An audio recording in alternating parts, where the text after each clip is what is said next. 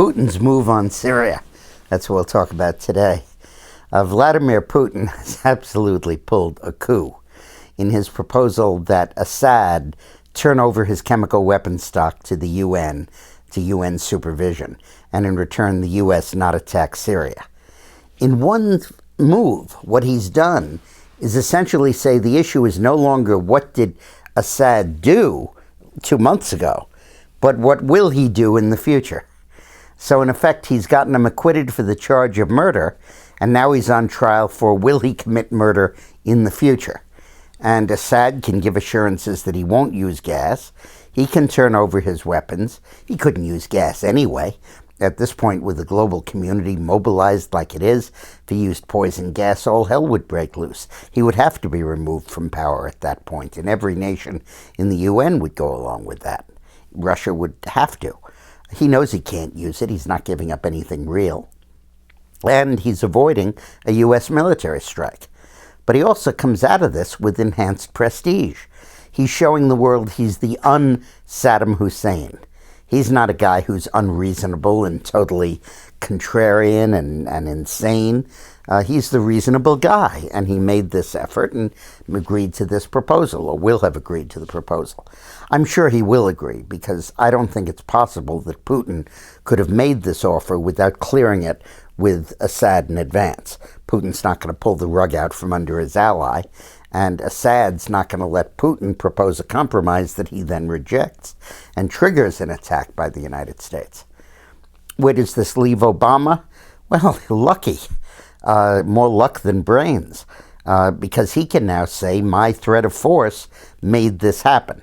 Now, a lot of people will say you lucked into this and it was because Putin bailed you out and you looked like an idiot with Putin running the world and being the master diplomat, and where were you on all of this? But still, he gets out of it and accomplished his goal. But the real thing that Obama gets out of this is that he does not have to get rejected by Congress. He now has an honorable way to pull back from a resolution on the use of force. He has to pull back. Nobody's going to vote for it now that the other side, in effect, has sued for peace. And it occurred to me the other day, I may be wrong, but I don't think I am. I think this is the only time in the history of the United States of America that a president has asked for congressional authority to go to war and been refused. I don't think it's ever happened before.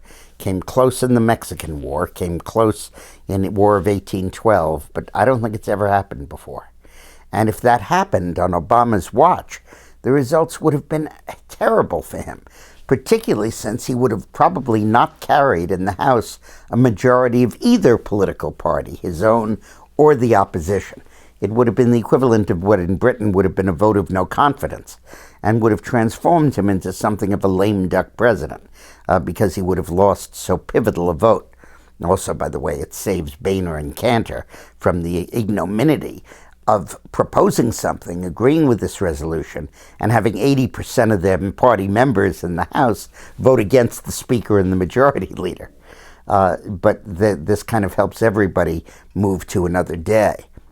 But in the broader sense, the mobilization against the war in Syria, combining as it did the left and the right, combining the Tea Party with the MoveOn.orgs, combining the one percenters with the conservative wing of the Republican Party, really creates a new politics in our country.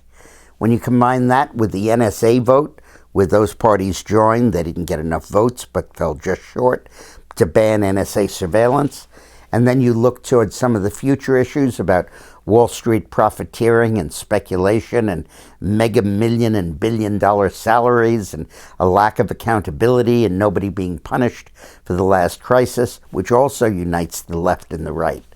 You're really looking at the potential emerging division in the United States in the sort of post-Obama era, not of the left versus the right, but the insiders versus the outsiders, which ultimately I think is a more appropriate division.